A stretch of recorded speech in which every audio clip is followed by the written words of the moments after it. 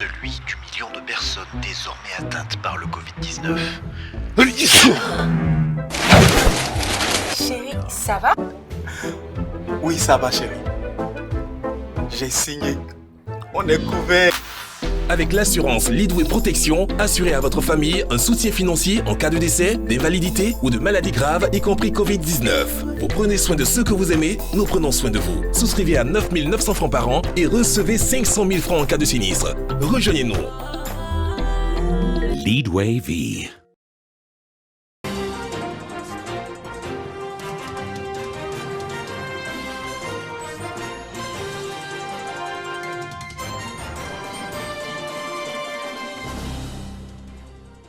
Mesdames et messieurs, bonsoir. Merci d'avoir choisi RTI 1. Voici les grands titres de ce 20h. L'opération de révision de la liste électorale démarre demain. La commission électorale indépendante appelle à une participation massive afin de mettre à jour le fichier électoral. L'opération se tient du 10 juin au 24 juin prochain. Avant le démarrage, l'adresse du président de la CEI, Coulibaly Coulibaly, est dans ce 20h. La France apporte son appui à la Côte d'Ivoire dans la lutte contre la Covid-19. Les deux pays ont signé des conventions ce mardi. Une enveloppe de 20 milliards de francs CFA sera octroyée à l'État ivoirien. L'aide française devrait contribuer à équiper, réhabiliter les laboratoires dédiés et à l'achat de réactifs pour l'Institut Pasteur. Ce 9 mai, quel est le point de la situation sanitaire concernant le coronavirus? Le ministère de la Santé et de l'Hygiène publique vient de dévoiler le bilan. Ce mardi, on dénombre 114 nouveaux cas, 176 nouvelles guérisons. La déclaration du ministère de la Santé dans ce journal. Le président burundais Pierre Nkurunziza n'est plus. Il est décédé des suites d'un arrêt cardiaque. Au pouvoir depuis 2005, le président sortant était hospitalisé depuis samedi après un malaise. Les autorités burundaises ont décrété un deuil national de 7 jours qui a débuté aujourd'hui. Soyez les bienvenus sur RTI 1. L'opération de révision de la liste électorale démarre demain mercredi. La commission électorale indépendante appelle à une participation massive afin de mettre à jour le fichier électoral. L'opération se tient du 10 juin au 24 juin prochain. Le président de la commission électorale indépendante, Coulibaly Coulibaly, s'est adressé aux populations à la veille de ce grand rendez-vous, comme nous l'explique Sidonie Davila. Pour voter, un citoyen doit être inscrit sur une liste électorale. En prévision de la présidentielle du 30 octobre prochain, la commission électorale indépendante CEI démarre l'enrôlement de la population à compter de ce mercredi 10 juin. Pour le président de la CEI, c'est un rendez-vous à ne pas manquer. Il s'agit donc d'une opération d'une importance capitale en cette année électorale, car elle devra aboutir à terme à la production du nouveau fichier des électeurs, c'est-à-dire celui contenant l'ensemble des Ivoiriens qui seront autorisés à voter au cours des scrutins à venir, donc à choisir les prochains gouvernants de notre cher beau pays. Dès 7h30 du matin, sur toute l'étendue du territoire, tous les bureaux de recensement seront ouverts aux populations. Le président de la CEI rappelle quelques consignes importantes.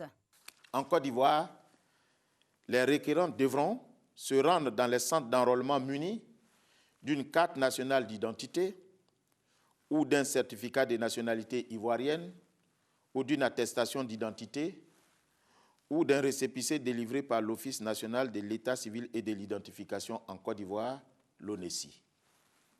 À l'étranger, nos compatriotes de la diaspora devront présenter une carte nationale d'identité ou un passeport biométrique ou une carte consulaire pour se voir inscrit sur la liste électorale. Mais qui est concerné par cette opération? Les personnes majeures non inscrites sur une liste électorale ou celles qui vont avoir 18 ans au 24 juin 2020, appelées généralement nouveaux majeurs. Sont également concernés les électeurs déjà inscrits sur la liste électorale qui souhaiteraient apporter des modifications à leurs données personnelles ou changer de lieu de vote. À ceux-ci, il leur est proposé de le faire soit dans le centre de recensement du nouveau lieu où ils comptent voter désormais, soit en ligne en accédant à notre site internet www.cei.ci. À cet effet, des formulaires spécifiques sont mis à leur disposition dans les commissariats, dans les mairies, dans les sous-préfectures et dans les administrations fiscales gratuitement. Je dis bien gratuitement. Vu les enjeux majeurs, Coulibaly Kubière exhorte les populations à participer massivement à cette opération, également les partis et groupements politiques à convaincre leurs électeurs à s'inscrire. Alors que le coronavirus bat son plein, le président de la CEI insiste sur les dispositions prises pour le respect scrupuleux des mesures barrières dans les centres d'enrôlement. Voilà, je rappelle donc que l'opération de révision de la liste électorale se tient en Côte d'Ivoire du 10 au 24 juin prochain. L'heure d'ouverture des bureaux est sur toute l'étendue du territoire est prévue donc de 7h à 12h30, 14h, 17h. Nombre de centres, 10 848. Ouverture des bureaux à l'étranger, prévu du 13 au 24 juin. 18 pays sont concernés avec 24 centres d'enrôlement ouverts. En Côte d'Ivoire, le requérant doit se munir d'une des pièces suivantes: la carte nationale d'identité, le certificat de nationalité ivoirienne, l'attestation d'identité, le récépissé d'enrôlement de la CNI, le certificat de nationalité. À l'étranger, le requérant doit se munir d'une des pièces suivantes: la carte nationale d'identité, CNI, le passeport biométrique et la carte consulaire. Voilà, je rappelle donc que l'opération de révision de la liste électorale démarre demain mercredi. Et la bonne nouvelle, le gouvernement a décidé de délivrer gratuitement les pièces administratives aux populations à travers une opération d'envergure. Cette initiative vise à faciliter l'établissement des cartes nationales d'identité. L'information a été donnée par les ministres de l'administration du territoire et de la justice. Cheikh Koné pour le reportage. Voilà bientôt 90 jours que les Ivoiriens et Ivoiriennes âgés de 16 ans et plus ont la possibilité de se faire établir gratuitement les pièces administratives nécessaires pour l'établissement de la carte nationale d'identité, devant servir à s'inscrire sur la liste électorale. Le projet a été contractualisé par l'État avec un opérateur depuis le mois de mars 2020. Et dans le contrat de l'opérateur, il est prévu de dérouler le projet dans un délai de 3 mois. Donc, raisonnablement, fin mars, le projet devait prendre fin. Mais à fin avril, les résultats n'étant pas probants, nous avons demandé à l'opérateur si on pouvait poursuivre jusqu'à fin juin. Depuis son lancement en mars dernier, les impétrants traînent les pas. À ce jour, moins de 300 000 demandes ont été enregistrées sur les 2 millions attendus d'ici à fin juin. Différente de l'audience foraine qui concerne uniquement les personnes jamais déclarées à l'état civil, cette opération est plus inclusive et son mode opératoire a été allégé. Je voudrais appeler les Ivoiriens, les confrères, à prendre cette opération à bras-le-corps et faire de cette opération une activité courante. C'est-à-dire que, contrairement à ce qui se passait auparavant, cette fois-ci, les populations ont l'administration à proximité. L'opérateur technique en charge de la mise en œuvre de cette opération, Universal Technology, a rassuré par la voix de son directeur général sur la disponibilité de la logistique nécessaire pour faire face à l'afflux des dossiers à traiter. Voilà, la Côte d'Ivoire qui se prépare pour la présidentielle reste mobilisée contre la Covid-19. Le pays mise sur la sensibilisation et la RTI fait sa part.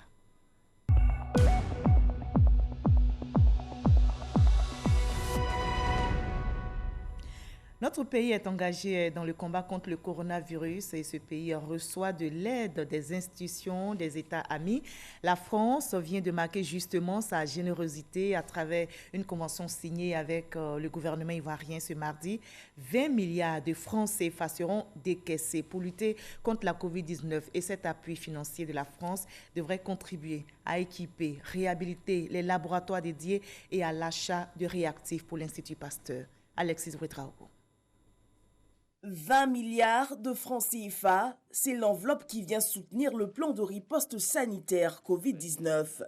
Achat de réactifs pour les tests, réhabilitation de laboratoires et centres de recherche, la signature d'avenants aux conventions C2D et Prêt souverain AFD qui portent l'initiative a eu lieu ce mardi à la primature.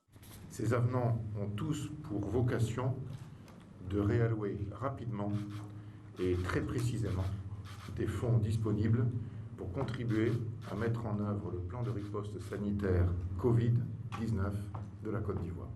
Si l'État de Côte d'Ivoire est pleinement engagé dans la lutte contre la Covid-19 et la protection de ses populations, l'appui lui vient en renforcement des acquis. La contribution de la France au plan de riposte Covid-19 à hauteur de 20 milliards viendra amplifier l'action du gouvernement.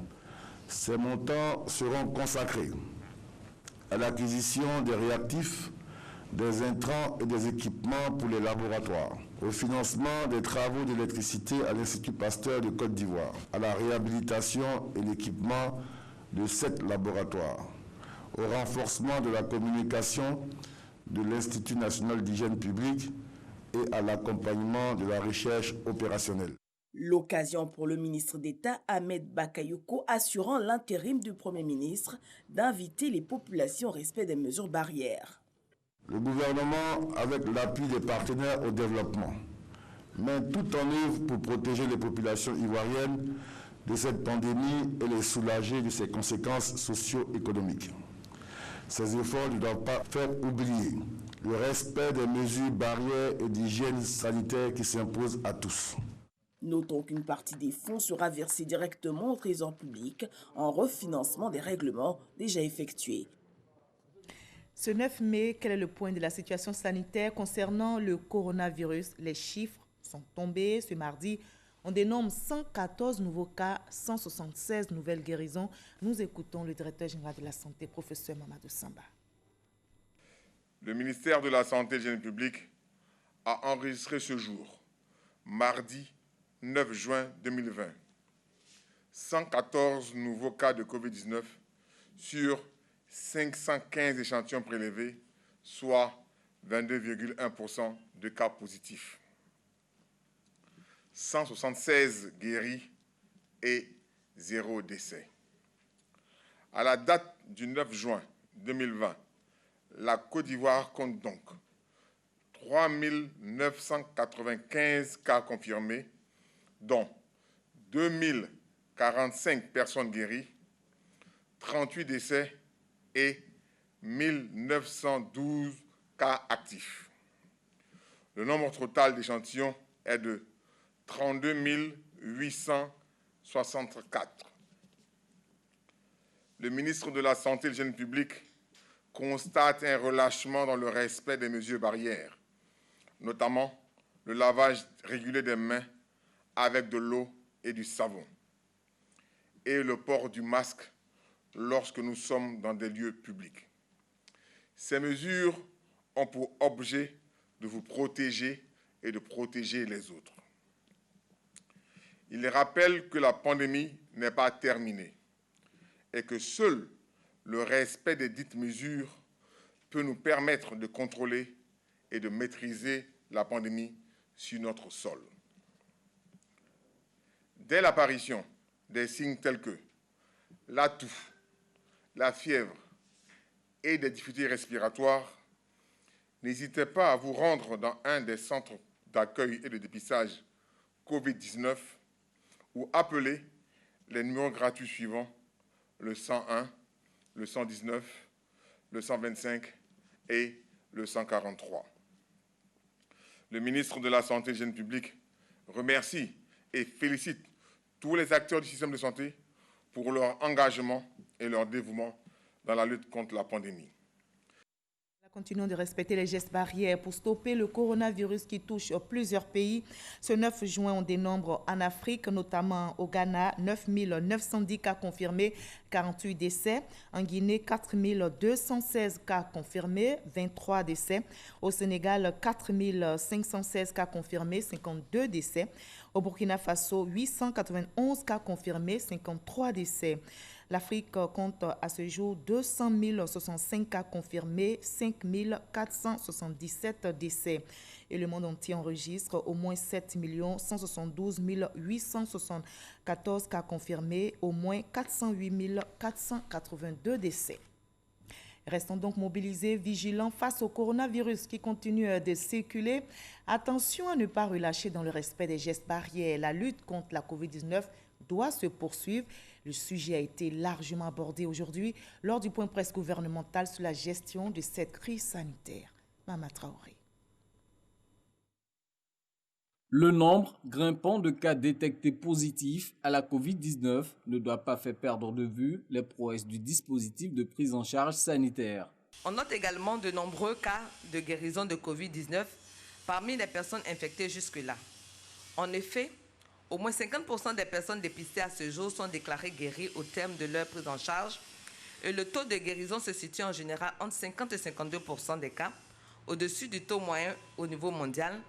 La létalité demeure stable autour de 1%, également en dessous de la moyenne mondiale. La Côte d'Ivoire a-t-elle atteint le pic de contagion? On ne peut pas dire que le pic est atteint. Et je pense que les estimations même au niveau de la CEDEAO concernant la Côte d'Ivoire, c'est entre 4 000 et 5 000 pour le mois de juin.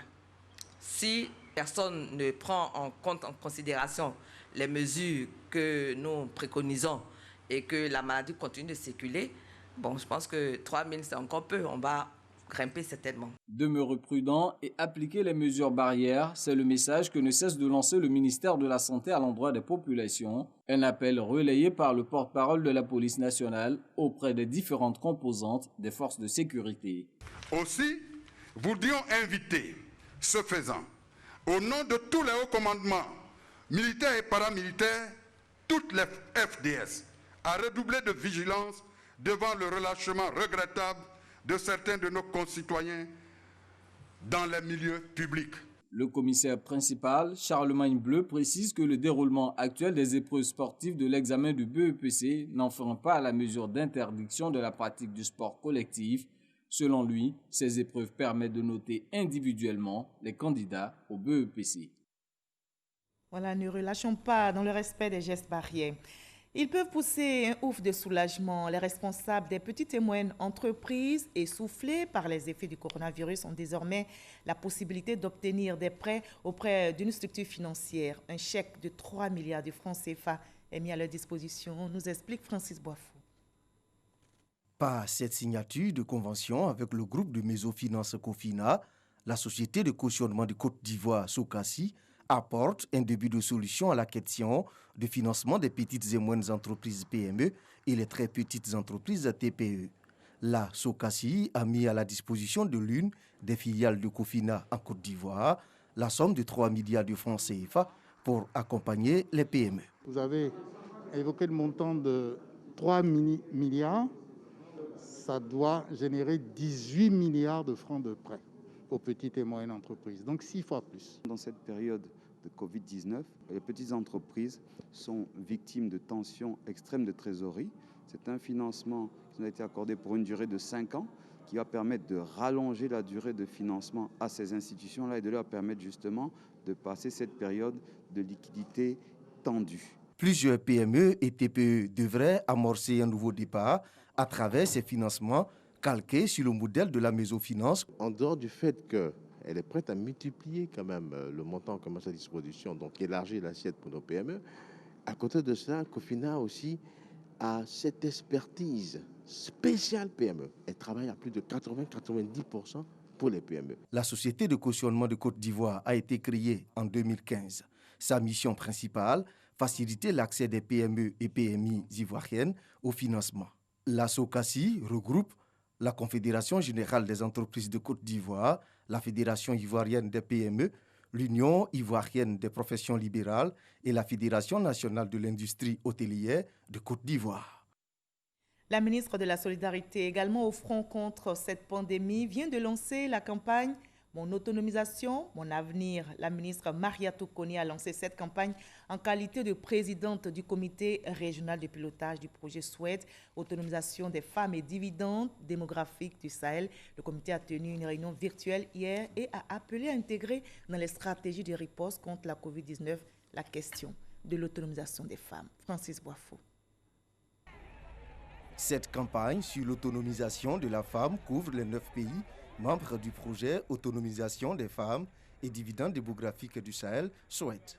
Il s'agit essentiellement de montrer que l'autonomisation de la femme est l'avenir de nos différents pays, même en période de crise. Et donc c'est cette campagne que nous venons de lancer. Et nous sommes à la deuxième phase du projet SWED, phase qui a été financée par nos partenaires à hauteur de presque 200 milliards de francs CFA, dont 190 milliards pour la Banque mondiale et 10 milliards pour l'Agence française de développement. Des échanges par visioconférence entre les experts en développement et les ministres en charge des questions liées à l'autonomisation et à la scolarisation des jeunes filles, on retient que la vulnérabilité des femmes et des filles s'accroît chaque fois qu'il y a des crises. Et donc, Covid-19 n'est pas un reste. Et nous avons réfléchi sur les stratégies complémentaires que nous devons mettre en place au sein de l'espace afin de mieux armer nos femmes et nos filles contre cette pandémie. Le projet SWED a été lancé en 2015 pour accélérer la transition démographique, déclencher le dividende démographique et réduire les inégalités du genre dans la région du Sahel. Je vous conduis à présent sur le terrain politique. Notez que 500 000 nouveaux majeurs prendront part au vote cette année. Le RHDP ratisse l'âge donc pour les convaincre en vue de participer à la présidentielle d'octobre. Les cadres vont à la rencontre des nouveaux majeurs, nous dit Éric Goré. Le recrutement des nouveaux majeurs est une priorité pour le RHDP. Le parti se déploie sur le terrain pour réussir cette mission. C'est le cas du mouvement Action 2020 qui est sur le terrain à la rencontre de ces nouveaux votants. Kader Fofana et sa troupe sillonnent les différentes communes d'Abidjan pour convaincre ces nouveaux majeurs. À Yopougon, à Bobo, comme à Cocody, le message reste le même. Il nous faut des électeurs, mais pour avoir des électeurs, il faut des personnes qui détiennent leur carte d'électeur. C'est pourquoi le parti, le RHDP, nous a mis en mission afin de mobiliser tous nos nouveaux majeurs, toutes les personnes susceptibles de nous faire gagner au soir du 31 octobre. Alors nous, en tant que mouvement Action 2020, nous sommes déjà sur le terrain avec nos 150 coordinations. Nous avons décidé de les galvaniser, les mettre en mission. Ce sont 500 000 nouveaux majeurs qui prendront bientôt part à l'élection présidentielle de 2020. Les convaincre à se ranger du côté du RHDP est un objectif collégial des associations et mouvements du RHDP. Voilà, toujours sur la scène politique, le RHDP qui mobilise ses militants pour l'opération de la révision de la liste électorale. Dans la commune de Port-Boué, le coordinateur régional RHDP, le ministre Siandou Fofana, s'est rendu dans les quartiers d'Ayoufou pour inviter les militants de son parti à participer à cette opération. Abou Sanogo. Depuis l'annonce par la commission électorale indépendante de l'opération de la révision de la liste électorale, le coordonnateur régional RHDP de la commune de Port-Boué, Siandou Fofana, a investi le terrain. À Adjoufou, sous-quartier de la commune où il s'est rendu, Siandou Fofana a sensibilisé les ressortissants du Gontougo sur l'importance et les enjeux de la révision de la liste électorale. Le coordonnateur régional RHDP de Port-Boué a mis les militants du Gontougo en mission afin de faire gagner leur candidat à la présidence d'octobre prochain. J'ai voulu inviter l'ensemble de nos parents à se faire enrôler massivement pour être électeurs véritablement sur la liste électorale à venir. Nous leur avons indiqué d'avoir à se mobiliser massivement à l'effet d'être plus nombreux et de venir exprimer leur vote le 31 octobre, de sorte à ce qu'aucune voix ne manque à l'appel. Autre sujet abordé au cours de cette rencontre, l'enrôlement des nouveaux majeurs. Il était important que pour le délai qui est relativement court, ils fassent en sorte de rendre effectif la disponibilité du certificat de nationalité et nous allons les aider pour qu'ils puissent s'inscrire entre le 10 et le 24 sur la liste électorale. Après les ressortissants du Gontougo, Siandou Fofana est allé à la rencontre des présidents du comité de base d'Adjofoubad pour les exhorter à occuper massivement le terrain à l'effet de faire en sorte que les militants du RHDP de la commune de Port-Boué participent à l'opération d'identification. À ces présidents du comité de base, Siandou Fofana a fait don d'une tonne de riz, 120 bouteilles d'huile et 10 cartons de pâtes alimentaires. Dans le Nzi, la coordination régionale du RHDP mobilise aussi sur le terrain le ministre Adama Coulibaly, coordinateur régional chargé de la jeunesse et des enseignants, invite les jeunes et les enseignants sympathisants et militants du RHDP du Nzi à s'inscrire sur la liste électorale, comme nous l'explique Walter Amadou Ouattara. Les coordinateurs régionaux associés et les cadres RHDP de la région du Nzi rencontrent les enseignants et les jeunes de Dembokro. Ils sont membres des mouvements de soutien à Amadou Gon Coulibaly. Il s'agit de faire en sorte que chacun à son niveau puisse être un vecteur pour pouvoir sensibiliser davantage autour de lui pour l'inscription sur la liste électorale. Parce que la bataille électorale, elle ne se gagne pas le jour du scrutin. La bataille se gagne avant. Mais si vous n'êtes pas inscrit sur la liste, votre soutien ne pourra pas être transformé en vote en faveur de votre candidat. C'est pour cela que nous sommes venus mettre en mission donc ces jeunes-là, en plus des enseignants, pour justement être des courroies de transmission des messages que nous portons à l'endroit des populations. Ces jeunes et enseignants sympathisants du RHDP ont dans leurs différentes interventions exprimé leur engagement sans faille au candidat Amadou Gon Coulibaly. Ils promettent tous de confirmer ce choix dans les urnes afin de célébrer la victoire au soir du 31 octobre prochain. Pour les motiver davantage dans la mission à eux confiée, le ministre Adama Coulibaly leur a offert des motos. Dans la Bagoué, la ministre Mariatou Kone, cadre du RHDP, a échangé avec les responsables des structures et comités de base de la coordination régionale du parti. Tous les aspects liés au processus électoral ont été abordés. Ami Sissoko. Boundiali, centre culturel. À quelques heures de l'ouverture de la révision de la liste électorale, la ministre Mariatou Kone, coordonnateur associé RHDP de la région de la Bagoué, par ailleurs, directrice exécutive adjointe du RHDP chargée de la solidarité, en séance de travail avec les délégués départementaux, communaux et séminaire pour instruire ces instances de base du RHDP de la région de la Bagoué sur la maîtrise du processus d'établissement des documents administratifs et les conditions d'inscription sur le fichier électoral. Après cette formation, les formateurs iront dans les sous-préfectures, dans les quartiers, dans les comités de base pour répliquer la même information de sorte que tout le monde soit au même niveau d'information. Faire le corps à corps pour inscrire le maximum de militants RHDP sur le listing électoral en vue de la victoire d'Amadou Gon Coulibaly à l'élection présidentielle d'octobre 2020. C'est le cheval de bataille de la ministre Mariatou Kone. C'est un corps à corps que nous devons faire pour que la liste électorale qui est en cours de révision comprenne le maximum de militants du RHDP. La directrice exécutive adjointe du RHDP chargée de la solidarité, par ailleurs maire de Boundiali, a aussi eu une séance de travail avec ses conseillers municipaux.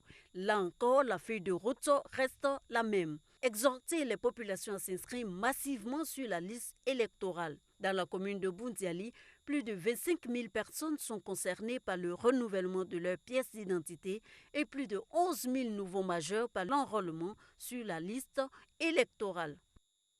Nous restons à l'intérieur du pays, direction la région du Tonkpi, dans l'ouest ivoirien. Le Tonkpi comprend 5 départements, dont Sipilou. Justement, arrêtons-nous à Sipilou, c'est l'un des départements les plus enclavés de la région. Comment amorcer donc son développement? Le ministre de l'Équipement et de l'Entretien routier, Amédée Kofi Kouakou, à la tête d'une délégation ministérielle, a lancé les travaux de bitumage de l'axe Biancoumont-Sipilou. F. Bouy. Sipilou, ville frontalière à la Guinée, a été érigée en chef-lieu de département de la région du Tonkpi en 2012.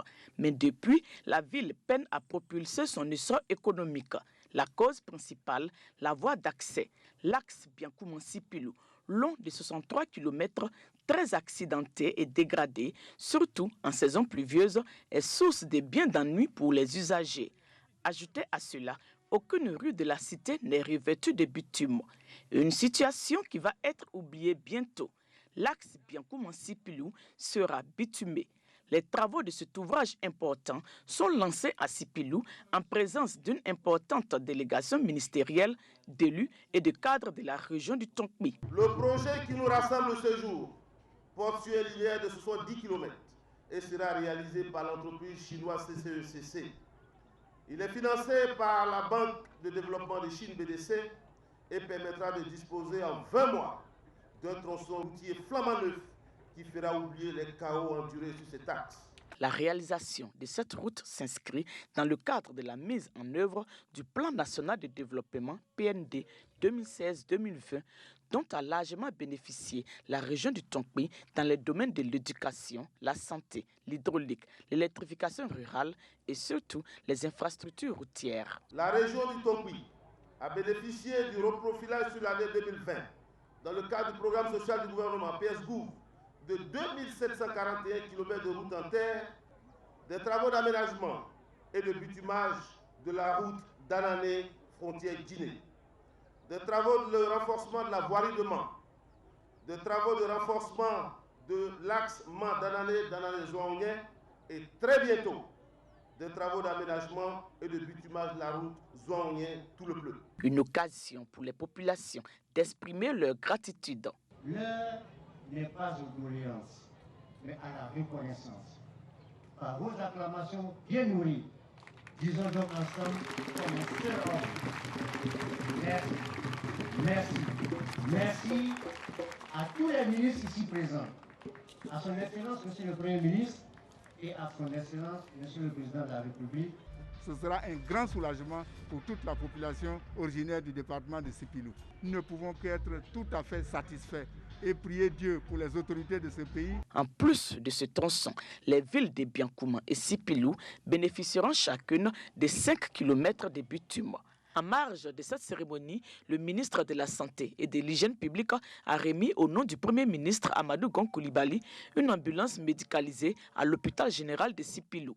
Le personnel de l'établissement sanitaire a été aussi renforcé avec un médecin généraliste et un technicien de laboratoire. Voilà, autant d'actions qui réjouissent donc les populations de Sipilou. L'axe Biancouma-Sipilou sera donc bitumé.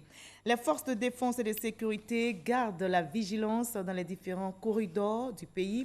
À Boaké notamment, aujourd'hui, un camion remorque a été saisi avec à son bord 30 individus suspects. Un coup de filet réussi grâce à une information anonyme et c'était en présence du corps préfectoral et des grands commandements de la ville de Boaké. Kader Sogodogo, le témoignage.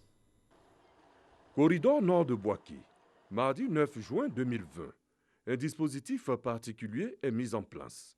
Le corps préfectoral, la police, la gendarmerie et la douane sont en alerte. 17h30, un camion transportant du bétail arrive. Très vite, les forces de l'ordre procèdent au contrôle. Faites les pièces du véhicule, s'il vous plaît. Là, le permis de conduire.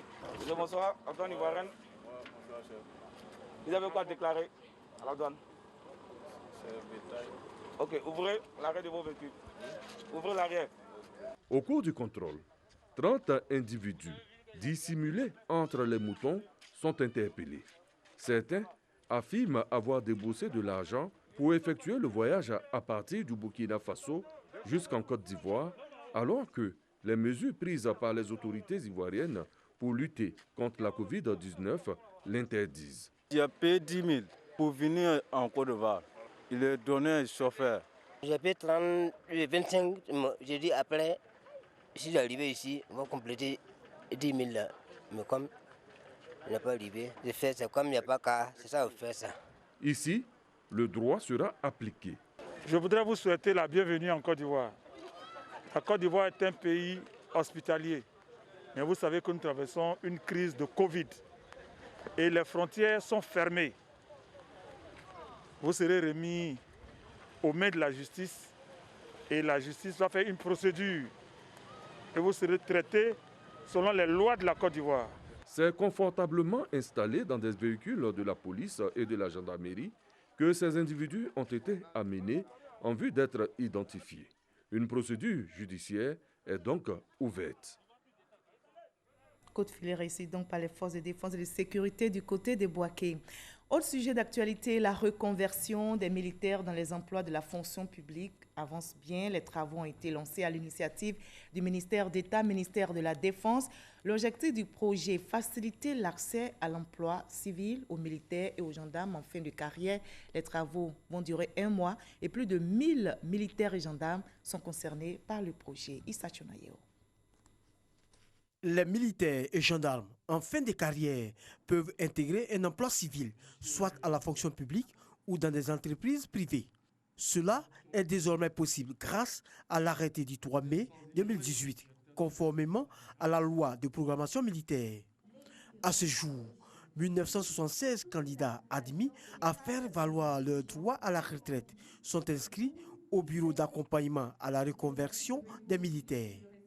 Parmi eux, 65 souhaitent intégrer la fonction publique. Un groupe de travail est donc créé pour faciliter cette intégration. Les travaux de ce groupe ont démarré ce mardi. Adapter les connaissances, les compétences, les qualités et les valeurs du militaire, à savoir la discipline, le don de soi, le respect de la hiérarchie, le souci du compte-rendu, l'habitude de travailler sous stress et l'esprit d'équipe, et les mettre au service de la fonction publique n'est qu'un gage de redynamisation de notre administration. Cette réflexion ne pouvait se faire sans votre expertise, caractérisée par votre parfaite connaissance des rouages de l'administration publique.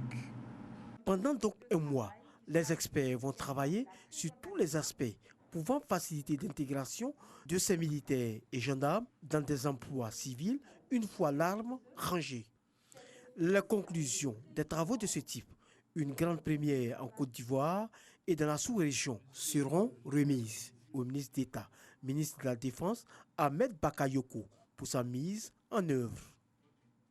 Une autre triste, l'Afrique est en deuil. Le président burundais Pierre Nkurunziza n'est plus au pouvoir depuis 2005. Il est décédé ce lundi des suites d'un arrêt cardiaque. Le président sortant était hospitalisé depuis samedi après un malaise. Les autorités burundaises ont décrété un deuil national de 7 jours dans le pays.